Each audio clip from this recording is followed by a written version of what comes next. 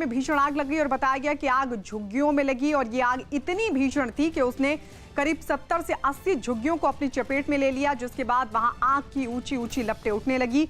आग लगने की वजह से इलाके में धुआं भी फैल गया, जिसकी जानकारी मिलने के बाद दमकल की 25 गाड़ियां वहां पर पहुंची और आग को बुझाने की कोशिश की, लेकिन आग इतनी भयंकर थी कि उस पर काबू पाना आसान नहीं था। बताया गया कि वहां पर सिलेंडर में धमाकों की आवाज भी सुनाई दी। जब तक आग पर काबू पाया जाता तब तक 70 से 80 के करीब झुग्गियां जलकर राख हो गईं। आग कैसे लगी इसकी वजह अभी तक साफ नहीं हो सकी है। दो तस्वीरें किस तरीके से भीषण आग लगी थी। हालांकि काफी मशक्कत करनी पड़ी इस आग को बुझाने के लिए। करीब 20 दमकल की गाड़ियां इस कोशिश में जुटी और उसके बाद आग पर काबू पाया जा सका।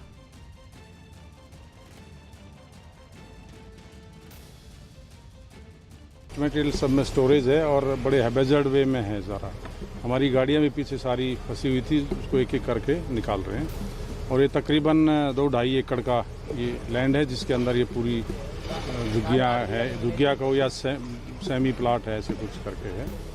और पहले रिपोर्टिंग मिला था कि 3-4 बच्चे जो छोटे बच्चे उनकी मिसिंग की वो थी, लेकिन वो सभी निकाल दिए गए। तो कोई कैजुअल्टी वगैरह नहीं, कैजुअल्टी कोई नहीं है। महाराष्ट्र के लातूर जिले में राज ठाकरे की पार्टी एमएनएस के कुछ कार्यकर्ताओं ने कृषि विभाग के दफ्तर में तोड़फोड़ की। आरोप है कि कोरोना काल में वहां के किसानों को मुआवजा नहीं मिला, जिसका विरोध करने के लिए एमएनएस के कुछ कार्यकर्ता कृषि विभाग के दफ्तर पहुंच गए और उन्होंने वहां खूब तोड़फोड़ की। एमएनएस के ये कार्यकर्ता इतने गुस्से में थे कि उन्होंने वहां रखा स्टूल और कंप्यूटर उठाया और दफ्तर में लगे शीशे तोड़ने शुरू कर दिए। इस दौरान इन लोगों ने जमकर नारेबाजी भी की। यही नहीं, तोड़फोड़ करने के बाद भी ये लोग अपनी पार्टी के नाम के नारे लगाते रहे और बेधड़क होकर दफ्तर से बाहर निकल आए। हालांकि इस बारे में पता चलने के बाद पुलिस एक्शन में आ गई और हंगामे में शामिल एमएनएस कार्यकर्ताओं के खिलाफ कार्रवाई का भरोसा दिया। मनसे के कार्यकर्ता के ऊपर पब्लिक प्रॉपर्टी डैमेज एक्ट के अंतर्गत कानूनी कार्रवाई है वो की जाएगी। दुनिया की कई हस्तियों के ट्विटर अकाउंट हैक कर लिए गए। जिन हस्तियों के हैकर्स ने ट्विटर अकाउंट हैक किए हैं उनमें अमेरिका के पूर्व राष्ट्रपति बराक ओबामा, अमेरिका के राष्ट्रपति पद के उम्मीदवार जो बाइडेन और माइकल ब्लूमबर्ग शामिल हैं। इतना ही नहीं, हैकर्स ने टेस्ला कंपनी के सीईओ इलॉन मस्क और इजराइल के पीएम बेंयामिन नेतन्याहू का भी ट्विटर अकाउंट हैक कर लिया। हैकरों ने एप्पल और उबर का आधिकारिक ट्विटर अकाउंट भी हैक किया। टेस्ला के सीईओ इलॉन मस्क के अकाउंट से पोस्ट किए गए ट्वीट में लिखा गया कि अगले 1 घंटे तक बिटकॉइन में भेजे गए पैसों को दोगुना कर लौटाया जाएगा, जिसके बाद ट्विटर ने दुनिया के दिग्गज नेताओं और हस्तियों के अकाउंट हैक होने की जांच की बात कही। अमरनाथ यात्रा पर आतंकी हमले के अलर्ट को देखते हुए सुरक्षा बल ने आधार शिविरों को अपनी निगरानी में ले लिया और पूरे इलाके की सुरक्षा सख्त कर दी। जम्मू के भगवती नगर के एक शिविर में भी सुरक्षा बल के जवान मुस्तैद नजर आए। बताया गया कि अमरनाथ यात्रा की तारीख का ऐलान अब कभी भी हो सकता है। इसी बात को ध्यान में रखकर अमरनाथ यात्रा के पहले पड़ाव यानी पहले आधार शिविर में सुरक्षा से लेकर यात्रियों के ठहरने के इंतजाम चाक चौबंद नजर आए। हम इस समय भगवती नगर में हैं। ये पूरा आधार शिविर है। यहाँ पर बाबा अमरनाथ की यात्रा पे आने वाले श्रद्धालुओं को ठहराया जाता है। चूंकि खुफिया विभाग ने यात्रा पर आतंकी हमले का अंदेशा जताया है, इसलिए आधार शिविर में सुरक्षा का जिम्मा सीआरपीएफ और जम्मू कश्मीर पुलिस को सौंप दिया गया। सुरक्षा बल के जवान आधार शिविर के चप्पे चप्पे की जांच मेटल डिटेक्टर और खोजी कुत्तों की मदद से करते दिखे। सुरक्षा में सख्ती का अंदाजा इससे भी लगाया जा सकता है कि जहां सुरक्षा बल के जवान हर तरफ चौकन्ने दिखे और खोजी कुत्ते शिविर में 24 घंटे तैनात नजर आए, वहीं आसपास की हलचल पर नजर रखने के लिए आसमान में हेलीकॉप्टर भी मंडराते दिखे। हमारा प्रयास यही है कि हम चप्पे चप्पे की निगरानी करें। मुंबई के कई इलाकों में तेज बारिश के बाद पानी भर गया है। अभी कांदीवली, बोरीवली, मलाड, गोरेगांव में जोरदार बारिश हो रही है। इतना ही नहीं, अंधेरी और विलेपार्ले इलाके में तेज बारिश हो रही है, जिसकी वजह से कई इलाकों में सड़कों पर पानी भर गया है। जिन इलाकों में पानी भरा है उनमें हिंदमाता, साइन, सांताक्रूज शामिल हैं। मौसम विभाग ने अगले 24 घंटों तक मुंबई और ठाणे में भारी बारिश की चेतावनी दी है। मौसम विभाग ने बताया कि ठाणे और मुंबई में भारी बारिश की संभावना को देखते हुए रेड अलर्ट जारी किया गया है। समंदर में हाई टाइड की वजह से मछुआरों को समंदर में ना जाने की चेतावनी भी दी गई है। तो मुंबई के कई इलाके जहां तेज बारिश हो रही है, मौसम विभाग कह रहा है कि अगले जो 24 घंटे हैं वो भी काफी मुश्किल भरे साबित हो सकते हैं। अगले 24 घंटों में और भारी बारिश हो सकती है। कई इलाकों में इस वक्त पानी भी भरा हुआ है। आपको बता दें, हिंदमाता सान सांता क्रूज में सड़कों पर बारिश की वजह से भर गया है पानी।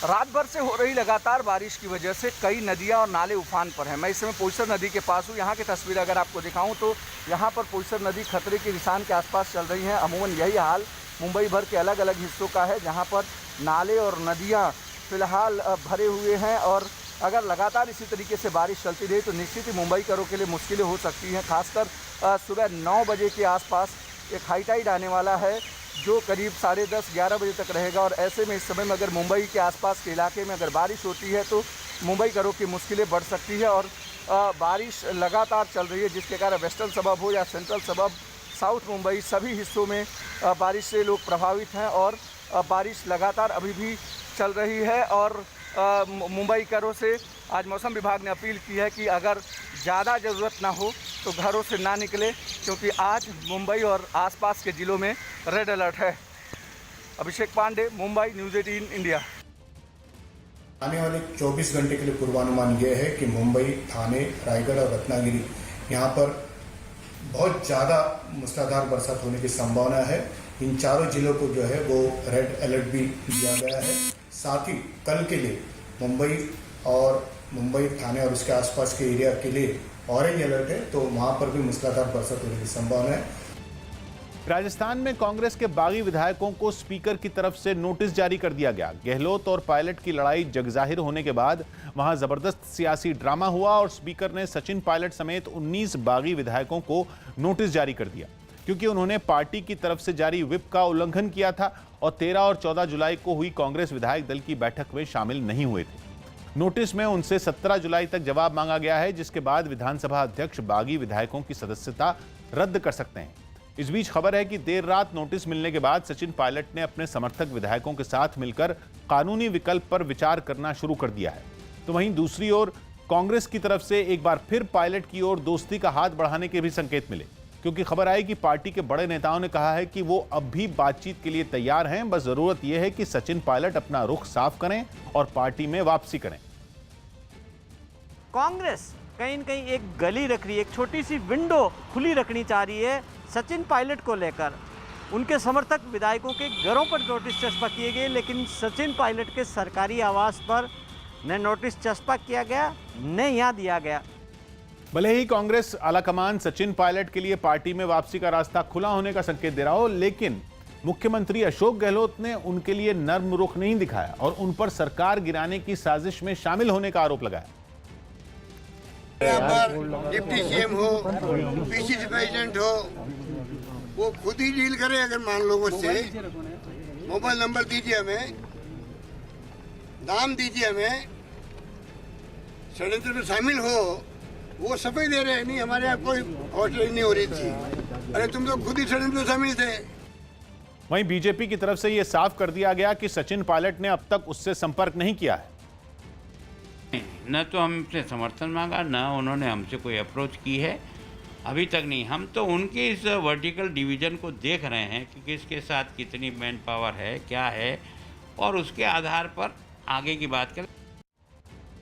यूपी के मेरठ में पुलिस ने एक इनामी बदमाश को मार गिराया। मारे गए बदमाश का नाम दीपक उर्फ सिद्धू बताया गया, जिस पर पुलिस ने 50,000 का इनाम रखा था।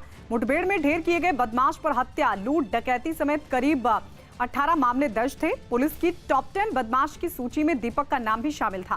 पुलिस ने मारे गए बदमाश के एक साथी को भी गिरफ्तार किया है। बताया गया कि दोनों बदमाश लोगों के साथ लूटपाट कर रहे थे, जिसकी सूचना मिलने के बाद पुलिस ने बदमाशों को धर दबोचा। बताया गया कि इस दौरान बदमाशों ने पुलिस पर फायरिंग भी की, जिसके बाद पुलिस टीम ने मुठभेड़ में बदमाश को मार गिराया। काउंटर फायर हुआ, जिसमें एक को गोली लगी और दूसरा अपराधी जो है वहां से भागा। इसको और हमारे एक सब इंस्पेक्टर को भी इस दौरान गोली लगी। इनको दोनों को हॉस्पिटल ले जाया गया, सीएचसी। वहां से गंभीर हालत को देखते हुए वहां से रिफर किया गया, जिला अस्पताल लाया गया। जिला अस्पताल में इलाज के दौरान एक अपराधी की मृत्यु हुई है। मिस्र की राजधानी काहिरा में एक तेल की पाइपलाइन फटने के बाद लगी आग में 12 लोग झुलस गए। आग के भयंकर रूप को देख घटना वाली जगह पर अफरा तफरी मच गई। क्योंकि आग इतनी भीषण थी कि उसकी लपटों को देख लोग घबरा गए और अपनी जान बचाने के लिए इधर उधर भागने लगे। हादसे वाली जगह से आग की भयंकर लपटें कई फीट ऊपर तक उठती दिखाई दी। आसमान में काला धुआं छा गया और उसने पूरे इलाके को अपने अंदर ढक लिया। तेल की पाइपलाइन हाईवे के बगल से गुजरने की वजह से कई गाड़ियां भी आग की चपेट में आ गईं और जलकर राख हो गईं। कार में बैठे एक आदमी को वहां मौजूद कुछ लोग जिंदा बचाकर बाहर लाते नजर आए। घटना की सूचना पर कई गाड़ियों के साथ वहां पहुंचे फायर ब्रिगेड के कर्मचारी आग बुझाने के काम में जुट गए, लेकिन लपटों पर पानी का कोई असर होता नहीं दिखा। खतरे को देखते हुए वहां पर दमकल की कई और गाड़ियों को बुलाया गया, जिसके बाद सुबह लगी आग शाम होते होते बुझा ली गई। मध्य प्रदेश के मंडला में एक परिवार के 6 लोगों की बेरहमी से हत्या कर दी गई। पुलिस ने दावा किया कि एक ही परिवार के 6 लोगों की हत्या आपसी विवाद में की गई। हत्या की खबर मिलने के बाद गांव के लोगों ने एक आरोपी को पकड़ लिया और फिर उसकी जमकर पिटाई की, जिससे उसकी मौत हो गई। जबकि भाग रहे दूसरे आरोपी को पुलिस ने गिरफ्तार कर लिया। जिन लोगों की हत्या की गई वो सभी एक ही परिवार के लोग हैं, जिनमें बच्चे भी शामिल हैं, जिन्हें 2 सगे भाइयों ने बेरहमी से मारा। लोगों ने आरोप लगाया कि पुलिस वालों को झगड़े की जानकारी दी गई थी, लेकिन चौकी में कोई भी पुलिस वाला मौजूद नहीं था।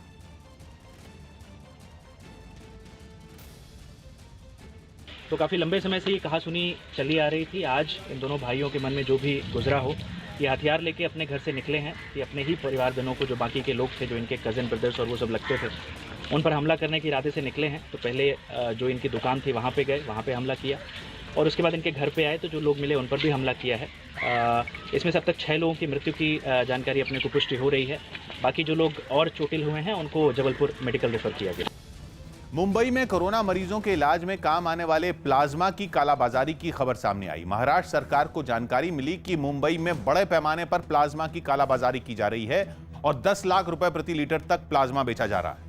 बताया गया कि प्लाज्मा बेचने के लिए डार्क नेट का इस्तेमाल किया जा रहा है। डार्क नेट वो वेबसाइटें होती हैं जिन तक गूगल या किसी दूसरे सर्च इंजन की मदद से नहीं पहुंचा जा सकता और किसी खास सॉफ्टवेयर या किसी विशेष प्रक्रिया से ही इन वेबसाइटों का पता चल सकता है।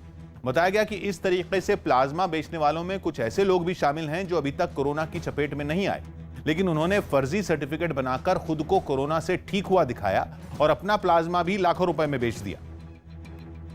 हमारी महाराष्ट्र पुलिस या साइबर सेल इसके ऊपर पूरी नजर रखे हुए हैं कि इस प्रकार जो भी कालाबाजारी का धंधा या इस प्रकार का धंधा डार्क नेट में होता है तो उसके ऊपर कानूनन जो भी कार्रवाई है महाराष्ट्र पुलिस करेगी। पूर्वी लद्दाख में भारत चीन सीमा विवाद पर दोनों देशों के बीच लगातार बातचीत का दौर चल रहा है। पिछली कुछ बैठकों में चीन ने भले ही लचीलापन दिखाया हो, लेकिन वो अभी भी फिंगर एरिया से पूरी तरह से पीछे हटने को तैयार नहीं। खबर है कि अभी भी चीन फिंगर एरिया में अपनी कुछ मौजूदगी चाह रहा है। हालांकि भारत ने चीन को कड़े शब्दों में यह संदेश दे दिया है कि चीन को सभी जगहों से वापस हटना ही होगा।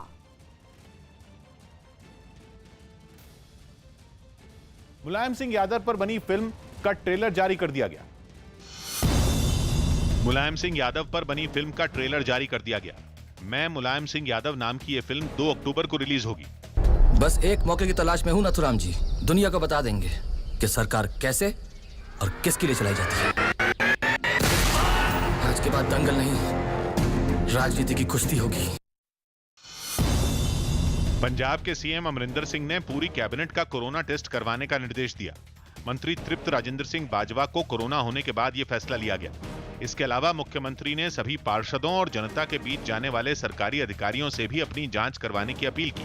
अपने सारे मंत्रियों नूं, अपने एमएलए नूं, साडे कौंसलर, जिला परिषद के मैंबर, जिन्हें भी लोगों के नाल जुड़े हुए लोग हैं, उन्होंने अपील की है कि वो अपने टेस्ट करान। मध्य प्रदेश के ग्वालियर में कोरोना के मरीज बढ़ने पर 7 दिन का सख्त लॉकडाउन लगा दिया गया। लॉकडाउन के दौरान अब सभी के घर से बाहर निकलने पर रोक रहेगी, जबकि जरूरी सेवाओं से जुड़े लोगों को इस नियम से छूट दी गई है। हालात खराब है तो जितना हम बच सकेंगे और लोगों को संक्रमण से बचा सकेंगे उतना हमारे लिए ठीक होगा। खबर है कि सितंबर में भारत और इंग्लैंड के बीच होने वाली घरेलू वनडे सीरीज कोरोना की वजह से रद्द हो सकती है। इसके अलावा अगस्त में होने वाला न्यूजीलैंड ए का भारत दौरा भी रद्द माना जा रहा है। हालांकि बीसीसीआई ने अभी इसे रद्द करने का ऐलान नहीं किया है। कोरोना वायरस के बढ़ते मामलों के बीच बिहार में एक बार फिर से लॉकडाउन लागू हो गया है। देश में जारी अनलॉक की प्रक्रिया के बीच बिहार में आज से 30 जुलाई तक लॉकडाउन लागू किया गया है। हालांकि इस बार लॉकडाउन में जरूरी कामों में छूट रहेगी। लॉकडाउन के दौरान रेलवे विमान सेवा जारी रहेंगी। कृषि और निर्माण कार्य भी किया जा सकेगा। पेट्रोल पंप, सीएनजी, एलपीजी और पीएनजी स्टेशन खुले रहेंगे। पावर स्टेशन, पोस्ट ऑफिस भी खुले रहेंगे। इसके अलावा राशन की दुकान, सरकारी राशन की दुकान, फल, सब्जी, मीट, मछली की दुकानें भी रहेंगी खुली। लेकिन इन दुकानों को सुबह 6 बजे से 10 बजे तक और शाम 4 बजे से 7 बजे तक खोलने की ही इजाजत होगी। इतना ही नहीं, medical store, clinic, nursing home, ambulance की सेवाएं भी जारी रहेंगी। लॉकडाउन के दौरान धार्मिक स्थल बंद रहेंगे। विकास दुबे के ड्राइवर रह चुके सुशील तिवारी ने न्यूज 18 के कैमरे पर कई राज खोले। 2 जुलाई की घटना के बाद विकास दुबे का ड्राइवर मुंबई भाग गया था, जिसे महाराष्ट्र एटीएस ने पकड़कर यूपी पुलिस के हवाले किया। और पुलिस की गिरफ्त में आने के बाद विकास दुबे के ड्राइवर रह चुके सुशील तिवारी ने मारे गए गैंगस्टर के कई राज न्यूज 18 के कैमरे पर खोले। विकास दुबे खूंखार आदमी था और वो जमीनों पर कब्जा वगैरह करता था। हालांकि सुशील तिवारी ने 2 जुलाई को पुलिस वालों पर हुए हमले में अपनी भूमिका होने से इनकार किया। जिस दिन खून खच्चर हुआ, क्या तुम्हें मालूम चला क्यों भागे तुम लोग सब? हम दहशत में साहब भाग गए। क्यों भागे? क्योंकि दहशत इतनी भारी हो गई थी, दहशत में भाग गए सर। महाराष्ट्र एटीएस ने गुड्डन त्रिवेदी को भी मुंबई से पकड़कर यूपी पुलिस के हवाले किया, जो विकास दुबे का सबसे पुराना साथी बताया जाता है। न्यूज 18 की टीम ने गुड्डन से भी 2 जुलाई की घटना से जुड़े राज जानने की कोशिश की, लेकिन कैमरे के सामने उसने ज्यादा कुछ नहीं बोला। जिस रात हत्या हुई आप तो कानपुर यहीं थे? नहीं थे। तो आपका कोई रोल है इसमें? कोई रोल नहीं सर, जो है न्यायालय में बोले। वहीं 2 जुलाई की रात कानपुर के बिकरू गांव में पुलिस वालों पर हुए हमले के बाद की कुछ तस्वीरें सामने आई हैं। इन तस्वीरों में सीओ देवेंद्र मिश्र समेत हमले में मारे गए सभी पुलिस वालों के शव बुरी हालत में दिखाई दिए। तस्वीरें इतनी विभत्स और विचलित करने वाली हैं कि इन्हें साफ साफ दिखाया तक नहीं जा सकता। तस्वीरों को देखकर यह साफ है कि विकास दुबे और उसके साथियों ने पुलिस वालों की हत्या करने के बाद उनके शवों के साथ बर्बरताबी की थी। पुलिस वालों को गोलियां मारने के बाद उनके सिर और पैरों पर धारदार हथियारों से भी हमला किया गया था। इन तस्वीरों में शहीद पुलिस वालों के शव खून से लथपथ यहां वहां बिखरे पड़े नजर आए। इसी बीच विकास दुबे मुठभेड़ मामले में दर्ज एफआईआर में कई चौंकाने वाली जानकारियां सामने आईं, जिनके मुताबिक एफआईआर दर्ज करने वाले एसटीएफ के सीओ टीवी सिंह के सीने पर विकास दुबे ने भागते वक्त गोली चलाई थी, लेकिन बुलेट प्रूफ जैकेट की वजह से उनकी जान बच गई। खबर है कि विकास ने यह फायरिंग उस पिस्तौल से की जिसे वो गाड़ी पलटने के बाद इंस्पेक्टर रमाकांत पचौरी से छीनकर भागा था, और इस फायरिंग में पुलिस के 2 जवान भी घायल हो गए थे, जिसके बाद पुलिस ने भी जवाबी कार्रवाई की, जिसमें विकास घायल हो गया और बाद में अस्पताल में उसकी मौत हो गई। बताया गया कि कानपुर में 12 टोल प्लाजा पार करते हुई बारिश शुरू हो गई और गाय भैंसों के झुंड को बचाने के दौरान गाड़ी पलट गई। मध्य प्रदेश के गुना में 2 दिन पहले अतिक्रमण हटाने गई पुलिस ने किसान दंपति की लाठियों से पीटकर हत्या कर दी, जिसके बाद किसान दंपति ने कीटनाशक पीकर खुदकुशी की कोशिश की। इस घटना का वीडियो सामने आने के बाद मध्य प्रदेश के मुख्यमंत्री शिवराज सिंह चौहान ने गुना के कलेक्टर और एसपी को हटा दिया और साथ ही इस घटना की उच्च स्तरीय जांच के भी आदेश दिए। बांग्लादेश और उत्तरी और उत्तर पूर्वी इलाकों में आई जबरदस्त बाढ़ की वजह से 10 लाख लोग बेघर हो गए। पिछले कुछ दिनों से लगातार हो रही भारी बारिश के बाद वहां की नदियां उफान पर आ गईं और उनका पानी कई इलाकों पर कहर बनकर टूटा। मकान, दुकान, सड़कें, जानवर सब सैलाब में समा गए। जहां तक नजर गई वहां तक सिर्फ पानी और उससे होने वाली तबाही की तस्वीरें ही नजर आईं। ऐसी शायद ही कोई जगह बची दिखी जहां पानी ने अपना डेरा न जमाया हो। हालात इतने बिगड़ गए कि वहां के कई इलाके तो टापू जैसे दिखाई पड़ने लगे। खेतों में पानी भर गया और हजारों एकड़ में लगी फसल बाढ़ की भेंट चढ़ गई। घर दुआर मने करें आमादेर भेसे गेছে, একটু যাওয়ার রাস্তা ছিল, কালকে রাতে আমাদের সব ভাঙচুর হয়ে গেছে। भीषण बाढ़ ने लोगों को उनके घरों में कैद कर दिया और वो बेबस खड़े होकर बस मदद का इंतजार करते दिखे। हालांकि कुछ लोग खाने पीने का बचा कुचा सामान और अपने जानवरों के साथ नावों पर बैठकर सुरक्षित जगहों पर जाते नजर आए। रास्ता डूब जाने की वजह से कई लोग अपनी जान जोखिम में डालकर गर्दन भर पानी के बीच से बाहर निकलते दिखे। নাই তো খাওয়া দাওয়া, পাক চুলাটা ডুবে গেছে, চৌকির উপরে তো পানি, तो पाक কিভাবে করবে? लगातार हो रही बारिश और नदियों में बढ़े पानी की वजह से वहां के 20 जिलों पर अब भी बाढ़ का खतरा बना हुआ है। मुंबई के मरीन लाइन इलाके में एक 3 मंजिला इमारत का कुछ हिस्सा गिर गया। हादसे में किसी के भी हताहत होने की खबर नहीं है। बताया गया कि इमारत खाली थी। इमारत के ग्राउंड फ्लोर का इस्तेमाल कमर्शियल तौर पर होता है, जबकि बाकी उसके ऊपर के जो फ्लोर हैं उस पर लोग रहते हैं। लेकिन अब ये इमारत खाली पड़ी थी, जिसकी वजह से बड़ा हादसा होने से टल गया। पश्चिम बंगाल के अहमदाबाद से विधायक देवेंद्रनाथ रॉय की मौत की सीबीआई जांच की मांग को लेकर बीजेपी ने राज्य के सभी थानों का घेराव किया। बीजेपी ने दावा किया कि राज्य में अब तक 100 से ज्यादा पार्टी कार्यकर्ताओं की हत्या इसी तरीके से हो चुकी है, लेकिन कोलकाता पुलिस किसी को भी इंसाफ नहीं दिला पाई। इसलिए इस मामले की सीबीआई जांच की मांग को लेकर बीजेपी कार्यकर्ता राज्य के सभी थानों के बाहर प्रदर्शन के लिए पहुंच गए, जिसकी एक तस्वीर कोलकाता के पार्क स्ट्रीट थाने से आई। बीजेपी विधायक देवेंद्रनाथ रॉय की मौत को 2 दिन बीत चुके हैं। बीजेपी की तरफ से लगातार विरोध प्रदर्शन किया जा रहा है। विरोध प्रदर्शन करने वालों के हाथों में कुछ पोस्टर नजर आए और कई कार्यकर्ता पार्टी का झंडा लहराते दिखे। बीजेपी ने पार्टी कार्यकर्ताओं की मौत से जुड़े मामलों की जांच में पुलिस पर ममता सरकार के इशारे पर काम करने का आरोप लगाया। यहाँ की पुलिस और यहाँ की सीआईडी आज तक एक भी व्यक्ति को दोषी प्रमाणित नहीं कर पाई। इस बीच सीआईडी ने विधायक की मौत के मामले में मालदा से निलॉय सिन्हा नाम के एक व्यक्ति को गिरफ्तार कर जिला कोर्ट में पेश किया। बताया गया कि इस व्यक्ति का जिक्र विधायक की जेब से मिले सुसाइड नोट में था। राजस्थान के मुख्यमंत्री अशोक गहलोत की तरफ से विधायकों के खरीद फरोख्त के आरोपों पर सचिन पायलट समर्थक विधायकों ने उन्हें जवाब दिया है। राजस्थान सरकार में मंत्री पद से हटाए गए सचिन पायलट कैंप के रमेश मीणा ने गहलोत से सवाल पूछा कि सीएम बताएं कि जब वो बीएसपी से कांग्रेस में आए तो उन्हें कितना पैसा दिया था। आज हमें मीडिया के माध्यम से माननीय हमारे सचिन पायलट साहब, विश्वेंद्र सिंह जी और मेरे को मंत्री पद से सचिन पायलट साहब को प्रदेश अध्यक्ष और मुख्यमंत्री पद से बर्खास्त किया है और ईमानदारी से काम किया मैंने। उसका नतीजा मुझे ये मिला कि उन्होंने बर्खास्त किया। ऐसा कौन सा हमने पार्टी के खिलाफ या कोई ऐसा अनियमितताएं की या पार्टी के खिलाफ गए। महाकाल पर विवादास्पद टिप्पणी करने के आरोपी पूर्व बीएसपी पार्षद की गिरफ्तारी के लिए उत्तर प्रदेश के अलीगढ़ में बजरंग दल ने थाने में अनोखा प्रदर्शन किया। बीएसपी के पूर्व पार्षद सद्दाम हुसैन ने उज्जैन के महाकाल मंदिर को लेकर सोशल मीडिया पर विवादास्पद टिप्पणी की थी, जिस पर नाराजगी जताते हुए बजरंग दल के कई कार्यकर्ता थाने का घेराव करने पहुंच गए। उन्होंने पूर्व बीएसपी पार्षद को गिरफ्तार करने की मांग करते हुए थाने में ही हनुमान चालीसा पढ़ी।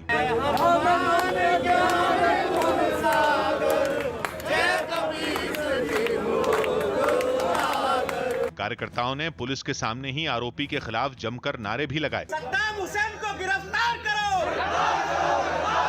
हंगामा बढ़ता देख पुलिस प्रदर्शनकारियों को शांत कराने में जुट गई। कार्यकर्ताओं ने आरोपी की गिरफ्तारी तक प्रदर्शन करने का भी ऐलान किया। सचिन पायलट समर्थक मुरारी लाल मीणा ने सीएम अशोक गहलोत पर हमला बोला और नोटिस भेजकर ना डराने की सलाह भी दी। देखो, राजस्थान के मुख्यमंत्री अशोक जी गहलोत को आम जनता जादूगर कहती है। आज जिस तरह से उन्होंने आरोप लगाए हमारे सबके ऊपर, वो इस बात को सिद्ध करता है कि वो वास्तव में जादूगर है। जादूगर को जनता में भ्रम फैलाने की क्षमता होती है। वो जादू में ऐसी चीज़ दिखा देता है जो हकीकत और होती है और वास्तविकता और होती है। आज उन्होंने जिस तरह से हम लोगों को ऊपर भ्रष्टाचार के आरोप लगाए, इससे हमें बड़ा धक्का पहुंचा है, हमें बड़ा दुख है। ताइवान की राजधानी ताइपे में कुछ सांसद संसद के बाहर आपस में भिड़ गए। वहां सरकार के कामकाज पर नजर रखने वाली सबसे बड़ी जांच एजेंसी के अध्यक्ष पद को लेकर सरकार और मुख्य विपक्षी दल आमने सामने हैं। इसलिए जब जांच एजेंसी के अध्यक्ष पद पर चर्चा करने के लिए संसद की मीटिंग रखी गई तो विपक्षी दल के सांसदों ने संसद के बाहर डेरा डाल दिया और इस बीच उनकी सरकार में शामिल सांसदों से हाथापाई हो गई। 2-3 सांसद तो गुत्थम गुत्था नजर आए। वीडियो के एक दूसरे हिस्से में एक सांसद दूसरे सांसद को धक्का देता हुआ भी नजर आया। भारी पुलिस बल के बीच जांच एजेंसी की उम्मीदवार बनाई गई नेता संसद में दाखिल तो हो गईं, लेकिन हंगामे की वजह से मीटिंग रद्द कर दी गई। विपक्षी पार्टी ने संसद के बाहर जांच एजेंसी के अध्यक्ष और दूसरे सदस्यों के नाम वापस लेने की मांग करते हुए प्रदर्शन भी किया और संसद के गेट पर ही रास्ता रोककर बैठ गए। यूपी के आगरा में चलती कार में भीषण आग लग गई, जिसके बाद ड्राइवर ने कार से कूदकर अपनी जान बचाई। बताया गया कि कार मथुरा की ओर से आ रही थी और अचानक ही उसमें धुआं निकलने लगा, जिसके बाद आग ने पूरी कार को अपनी चपेट में ले लिया। कार से आग की ऊंची ऊंची लपटें निकलने लगी। बताया गया कि कार में शॉर्ट सर्किट की वजह से यह आग लगी। स्वतंत्रता दिवस पर प्रधानमंत्री के भाषण के लिए प्रधानमंत्री कार्यालय ने सभी मंत्रालयों से उनके काम की जानकारी मांगी। कोरोना के बीच होने वाला प्रधानमंत्री का 15 अगस्त का भाषण अलग होगा, जिसके लिए अभी से तैयारियां शुरू हो गई हैं और पीएमओ ने सभी मंत्रालयों से कहा है कि वो 500 शब्दों में अपने उन बड़े कामों और फैसलों के बारे में बताएं जिनका सीधा असर लोगों की जिंदगी पर पड़ा। इसके अलावा हर मंत्रालय से उन घोषणाओं की लिस्ट बनाने के लिए कहा गया जिनका ऐलान पिछले 6 साल में प्रधानमंत्री ने लाल किले से किया। साथ ही मंत्रालयों से उन घोषणाओं पर जो काम हुए उसकी जानकारी भी मांगी गई। सभी मंत्रालयों को यह निर्देश भी दिया गया कि वो हिंदी और अंग्रेजी में अपने सुझाव भेजें। पीएम ने केदारनाथ में हो रहे विकास के कामों की जानकारी ली। प्रधानमंत्री मोदी ने वीडियो कॉन्फ्रेंसिंग से केदारनाथ धाम में हो रहे विकास के कामों की जानकारी ली। प्रधानमंत्री ने भरोसा दिया कि गौरी कुंड से केदारनाथ धाम के बीच श्रद्धालुओं को सभी सुविधाएं मिलेंगी। इसके अलावा तकनीक के जरिए यात्रियों को केदारनाथ धाम का सांस्कृतिक और ऐतिहासिक महत्व भी बताया जाएगा। पाकिस्तान ने जम्मू कश्मीर के अखनूर में भारतीय चौकियों और रिहायशी इलाकों में गोलाबारी की। पाकिस्तान की इस गोलाबारी का भारतीय सुरक्षा बल ने करारा जवाब दिया। कोरोना संकट के बीच ऑस्ट्रेलिया में 3 दिसंबर से T20 लीग बिग बैश का आयोजन किया जाएगा। इसी दिन से भारत और ऑस्ट्रेलिया के बीच ब्रिस्बेन में पहला टेस्ट मैच भी खेला जाना है। हालांकि भारतीय टीम अभी वहां जाएगी या नहीं ये तय नहीं है। सुप्रीम कोर्ट ने उस याचिका पर सुनवाई से इनकार कर दिया जिसमें जम्मू कश्मीर में सरकारी नौकरियों में राज्य के लोगों को 100% आरक्षण देने का विरोध किया गया था। सुप्रीम कोर्ट ने इस मामले में याचिकाकर्ता को हाई कोर्ट में अपील करने का सुझाव दिया। उत्तराखंड के उत्तरकाशी में एसडीआरएफ के जवानों ने भागीरथी नदी के किनारे फंसी एक गाय को बचा लिया। बताया गया कि नदी में तेज बहाव की वजह से गाय कुछ दिनों से वहां पर फंसी हुई थी। जानकारी मिलने पर एसडीआरएफ की टीम पहुंची और गाय को बचाया गया। बचाव कर्मियों ने डरी हुई गाय को शांत कराया और फिर एक क्रेन से रस्सी बांधकर गाय को ऊपर उठाया गया। तो ये तस्वीरें हम आपको दिखा रहे हैं जब इस गाय का रेस्क्यू किया गया। एसडीआरएफ के जवानों ने इस गाय को बचा लिया। बताया जा रहा है कि कई दिनों से ये गाय यूं ही फंसी हुई थी। उसके बाद एसडीआरएफ के जवान मौके पर पहुंचे और इस गाय का रेस्क्यू किया। पहली बार रिलायंस इंडस्ट्रीज लिमिटेड ने वर्चुअल तरीके से अपनी एनुअल जनरल मीटिंग की।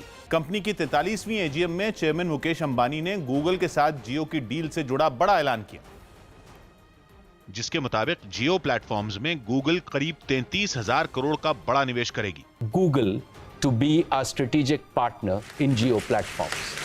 Today, we have signed a binding partnership and an investment agreement with Google. Company ने यह भी दावा किया कि 5G इंटरनेट के लिए जियो ने सारी तैयारी पहले ही कर ली है, वो भी पूरी तरह मेक इन इंडिया पर आधारित। ग्राहकों को 5G इंटरनेट देने के लिए कंपनी को बस सरकार से स्पेक्ट्रम मिलने का इंतजार है। This made in India 5G solution will be ready for trials as soon as 5G spectrum is available and can be ready for field deployment next year. Corona संकट की वजह से रिलायंस की एजीएम इस बार वर्चुअल तरीके से हुई, जिसके लिए जियो मीट का इस्तेमाल किया गया। जियो मीट को रिलायंस के इंजीनियरों की टीम ने चंद महीनों में तैयार किया है, जिसके जरिए सैकड़ों लोग एक साथ वीडियो कॉन्फ्रेंसिंग के जरिए जुड़ सकते हैं। लेकिन सबसे अहम बात यह कि चंद महीनों में रिलायंस इंडस्ट्रीज लिमिटेड में 2 लाख करोड़ से ज्यादा का निवेश आया, जो भारत के कॉर्पोरेट जगत के इतिहास में पहली घटना बताई जा रही है। इनमें सबसे बड़ा हिस्सा जियो प्लेटफॉर्म्स में निवेश के जरिए आया। सबसे ताजा डील गूगल के साथ हुई, जिसके तहत गूगल को जियो प्लेटफॉर्म्स में 7.7% की हिस्सेदारी मिलेगी, जिसके बदले गूगल 33,737 करोड़ रुपए जियो में निवेश करेगी। इस डील में पहले जियो में निवेश से जुड़ी 13 डील हो चुकी, जिनके जरिए जियो प्लेटफॉर्म्स में 25% से ज्यादा हिस्सेदारी बेची गई और कंपनी में 1,18,000 करोड़ का निवेश आया। इनके अलावा यूके की तेल कंपनी बीपी ने रिलायंस के साथ मिलकर रिलायंस बीपी मोबिलिटी लिमिटेड नाम की नई कंपनी बनाई, जिसमें बीपी ने 7,500 करोड़ के निवेश का ऐलान किया। कंपनी ने राइट्स इशू के जरिए भी बाजार से 53,000 करोड़ से ज्यादा की रकम जुटाई। अप्रैल के बाद से हुई ताबड़तोड़ डील के दम पर रिलायंस इंडस्ट्रीज लिमिटेड को पहले ही पूरी तरह से कर्ज मुक्त किया जा चुका है, जिसके बाद अब कंपनी का पूरा जोर नए कारोबार पर है। एजीएम के दौरान आकाश अंबानी ने जियो के नए प्रोडक्ट जियो ग्लास का डेमो दिखाया। जियो ग्लास एक खास तरह का चश्मा है, जिसके जरिए वीडियो कॉलिंग की जा सकती है। महज 75 ग्राम का ये चश्मा 3D और 2D दोनों तरह की वीडियो कॉलिंग में इस्तेमाल किया जा सकता है। कंपनी का मानना है कि ऑनलाइन क्लास की जरूरतों को पूरा करने में जियो ग्लास कारगर साबित होगा। हालांकि अभी इसकी कीमत नहीं बताई गई है। ब्रेक के बाद भी जारी रहेगी आज की ताजा खबर।